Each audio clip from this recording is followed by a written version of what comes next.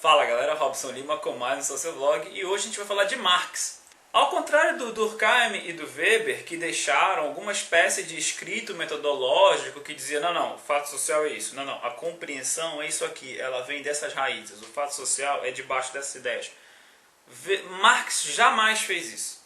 Então toda a conversa que a gente vai ter agora em termos de método, de onde vêm as coisas, né, que a gente vai ter pelos vídeos que se seguirão em termos de Marx, ela é uma coisa que é retirada do próprio texto. Não é uma coisa que o Marx chegou e diz, olha, leiam isso para entenderem o que eu quis dizer. Ele nunca fez isso. Bom, para começar tudo. Marx é um pouquinho de história. O Marx, ele era um aluno normal de direito lá da Alemanha, e ele, como todos os jovens acadêmicos da época dele, ele era um filhote do Hegel. O Hegel, que é esse grande filósofo tal, ele tem uma ideia chamada dialética. Eu não sei se vocês já ouviram falar disso. A dialética diz que basicamente você tem uma tese e uma antítese, e elas duas vão se chocar e criar uma síntese, que é nem uma coisa nem uma outra, mas a mistura das duas que cria uma terceira coisa. Bem resumidão é isso. Então, ele é um método de raciocínio, entende? E de apreensão da realidade. É uma coisa bem filosófica mesmo. Então, o Marx, ele tá com essa ideia. Mas ele também tinha umas preocupações bem específicas, que não eram só dele, mas de todo o grupo que é conhecido na história do conhecimento como jovens hegelianos, que é justamente a ideia e a materialidade, e o real, e o concreto, como vai falar o próprio Marx. Porque quando o Hegel fala de a ideia, ele está sempre falando de coisas bastante metafísicas, bastante ideais. A ideia, com o capital, sabe? Com o I maiúsculo, com o homem com H maiúsculo e etc. Então, o Marx ficava meio complicado com isso, porque ele pensava, tá, tudo bem, a história tem um fim, mas e as pessoas? E essa preocupação dele foi crescendo, e sem entrar em muitos detalhes da ideia do jovem Marx, é muito bacana, mas enfim.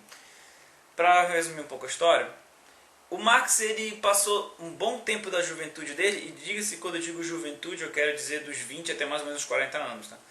Ele passou um bom tempo dessa juventude dele metido em duas coisas. Controvérsias acadêmicas com outras pessoas e luta política.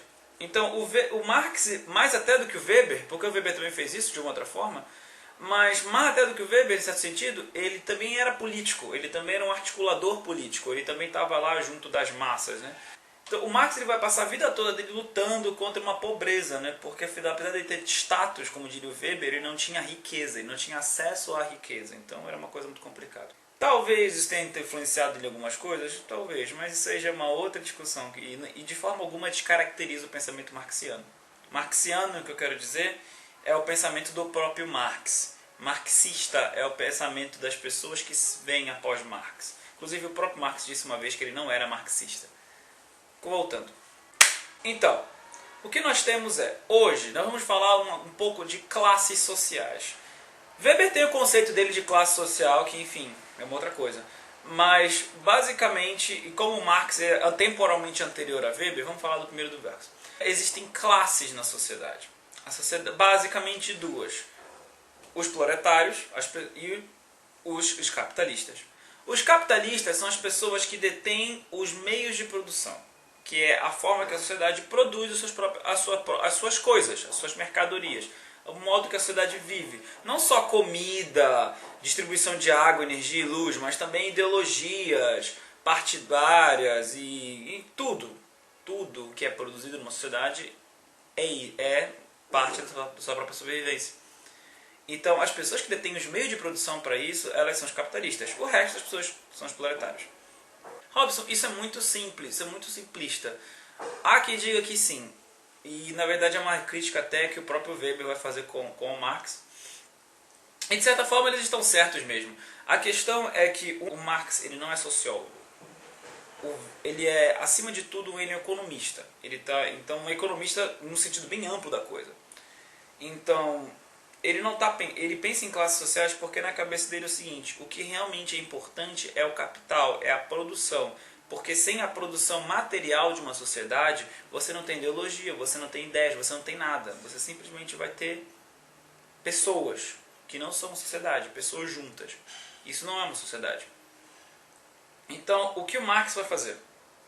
Com essa ideia de classe social, dos proletários e dos capitalistas, ele vai dizer, olha, você pode ver que você tem uma tese e você tem uma antítese.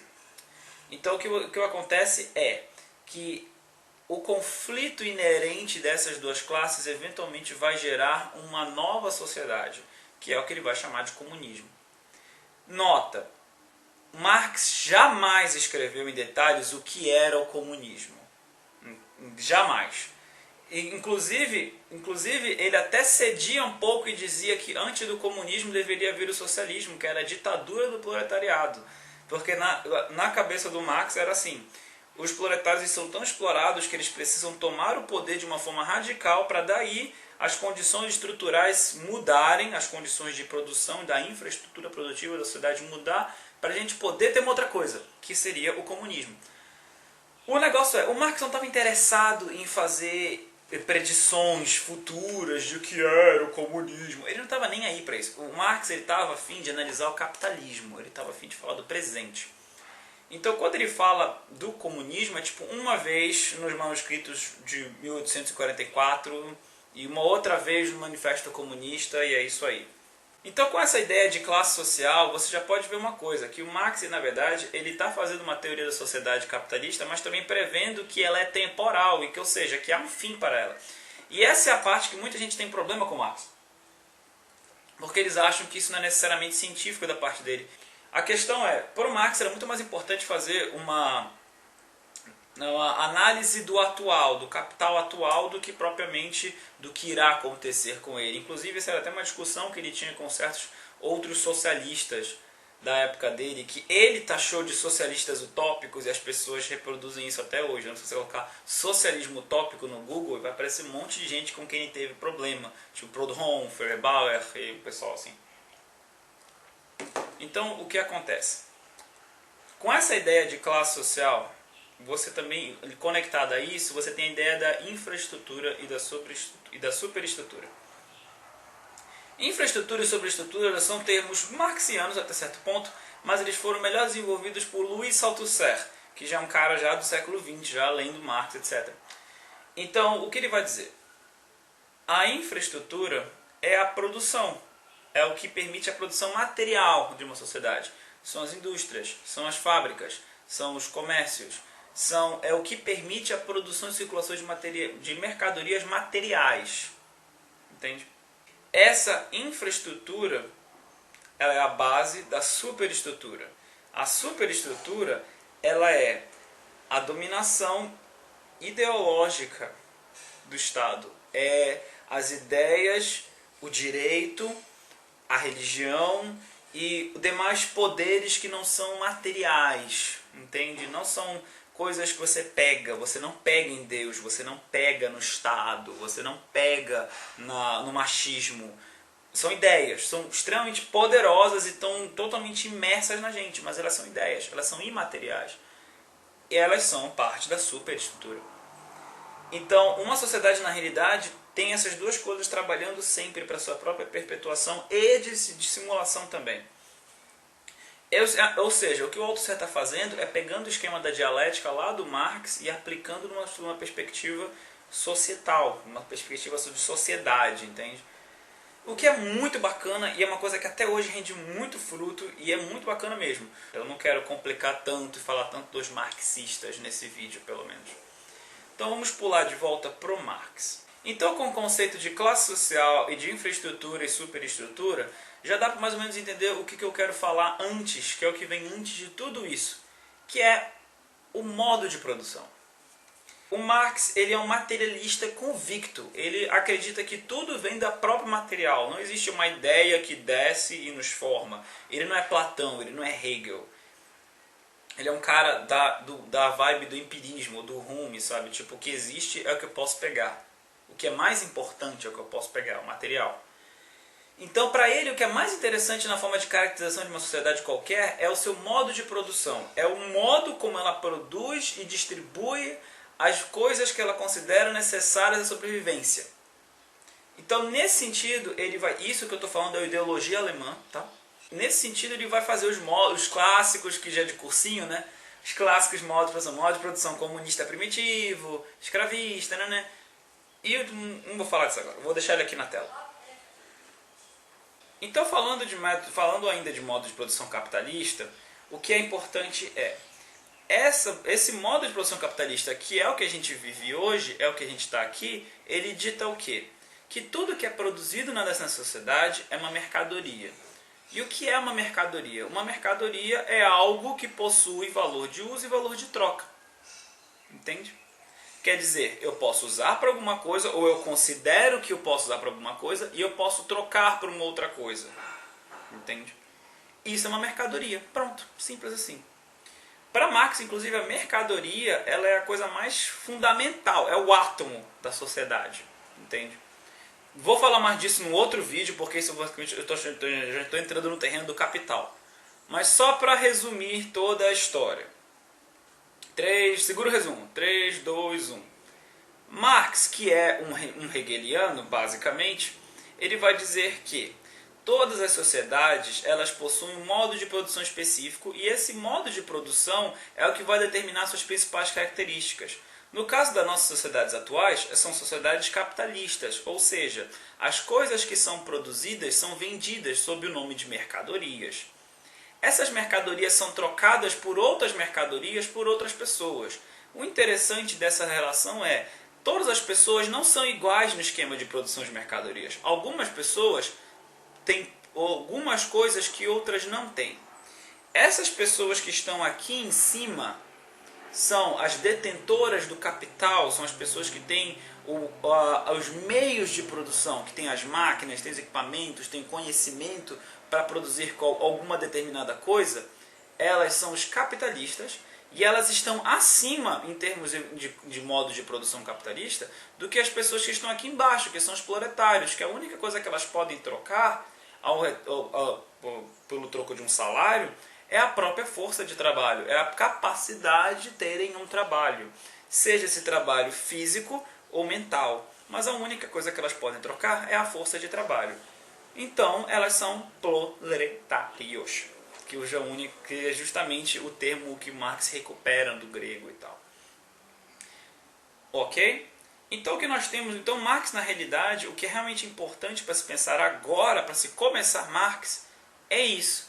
É a ideia de que numa sociedade que é capitalista, que é a única sociedade com a qual Marx está realmente preocupado em analisar, a exploração do homem pelo homem é inerente ao sistema produtivo e não é resultado de que os homens são maus, a sociedade os corrompe, eles nascem bons. Não Rousseau, não é um Hobbes, não, as pessoas elas não são más. É o sistema produtivo que a pessoa, querendo fazer ou não, ela vai fazer isso. Você pode ter as intenções melhores intenções do mundo, mas se você fizer uma empresa, você não pode vender as coisas pelo mesmo preço que elas te custam, senão você vai falir. É impossível você manter uma empresa assim. Se eu compro uma caneca a R$1, eu não posso vender essa caneca a R$1. Nem que eu a venda por R$1,01, mas eu tenho que vendê-la a mais, senão eu vou falir. E se eu falir, tanto eu quanto as pessoas que estão na minha família, que são dependentes financeiramente de mim, vão passar fome, vão morrer. Ou então vão sofrer bastante necessidades. E eu não quero isso, porque eu quero o bem da minha família.